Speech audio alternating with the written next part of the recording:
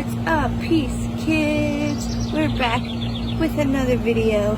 Guys, this week we're talking about the story in the book of 2 Kings, and we're talking about this guy named Elisha. Now guys, before we get into this video, I want to challenge you this week.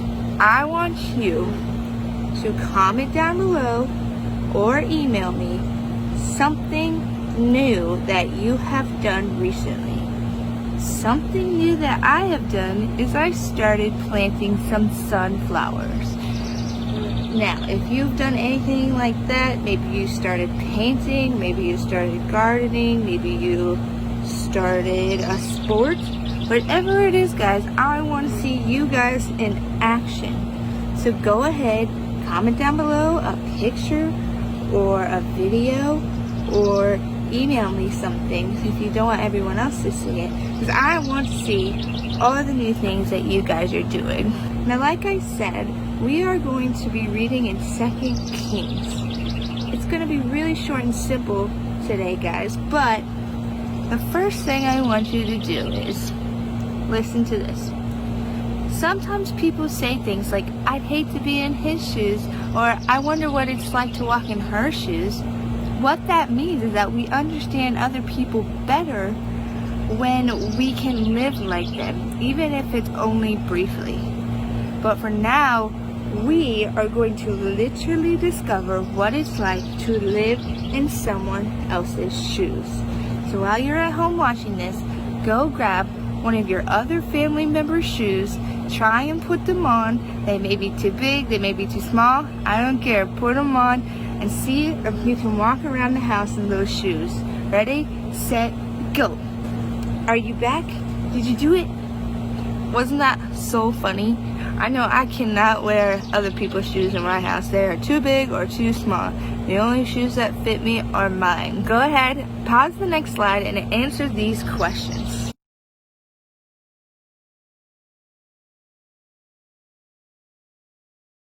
Sometimes people go through hard things in their lives, and we wouldn't want to be in their shoes.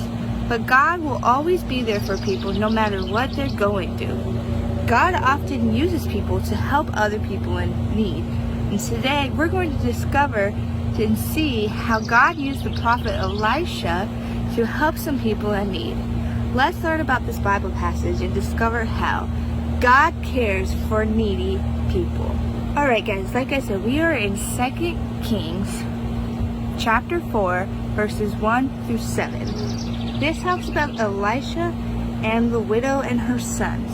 Now this talks about this oil, and when you think of oil, you probably think of maybe olive oil or like cooking oil that your parents may use. And usually you can just go to the store and pick some up and bring it home. It's like $2, $3, $4, something like that. But back then, oil was something really hard to get a hold of, and it was expensive. And so if you had some, you would want to keep on to it. So as you listen to the story, think about that and how oil is a lot different back then than it is now. So I'm going to go ahead and read. Go ahead and listen, and then we'll check back in. The wife of a man from the company of the prophets cried out to Elisha, "Your servant, my husband, is dead, and you know that he revered the Lord.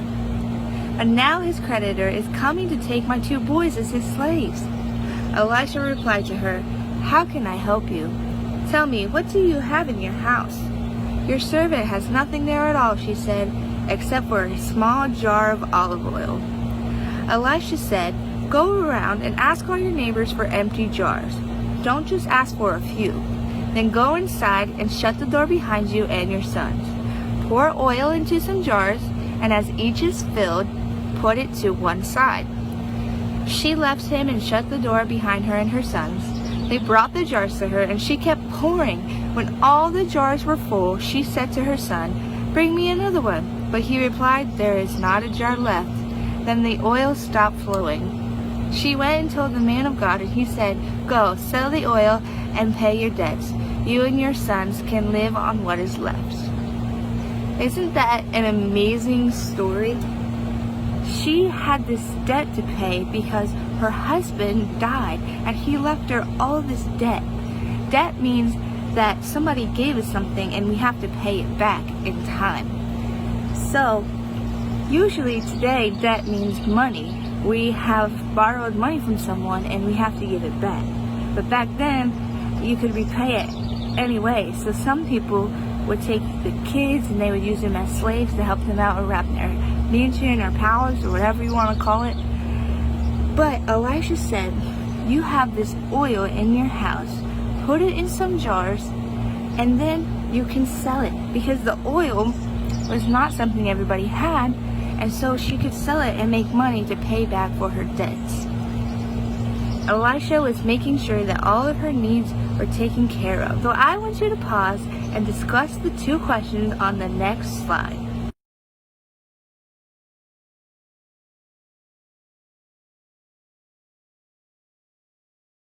Listen guys, sometimes people find themselves in desperate situations as the widow did. She knew she needed to pay her debts, but she didn't have any money. God used Elisha and her neighbors to care for her and her tough situation. God cares for needy people, and one way that He cares for others is through us.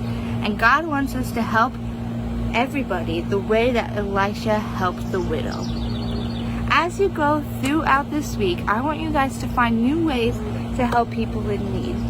You know, there are homeless people who need food, or they need a place that is cool because it's so hot outside.